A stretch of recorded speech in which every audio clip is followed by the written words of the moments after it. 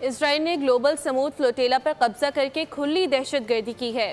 Programme news پنچ میں امیر جماعت اسلامی کراچی منم ظفر کی گفتگو کہا کہ نہتے لوگ غزہ کے لیے امداد لے جا رہے تھے مگر اسرائیلی فورسز نے انہیں گرفتار کر لیا۔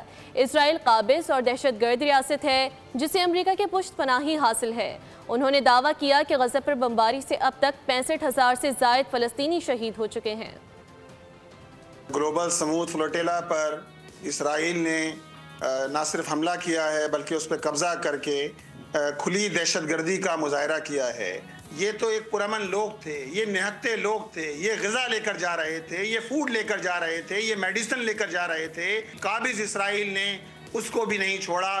مشتاق احمد خان صاحب اس میں شامل ہیں، پاکستان کے وقت کی بھی 5-6 افراد اس میں موجود تھے، اور جس کو کی بیکنگ کے ساتھ ہو رہا ہے وہ عالمی دہشت گرد امریکہ ہے کہ جس کی پوری پشت پناہی حاصل ہے اسرائیل کو۔ اسرائیل ایک قابض ریاست ہے، ایک دہشت گرد ریاست ہے جس نے پچھلے 2 سال سے تو متواتر انہوں نے جس طرح غزہ پر بمباری کی ہے جس کے اندر تواتر کے ساتھ یہ سلسلہ جاری ہے۔ 66,000 سے زائد شہداء ہیں۔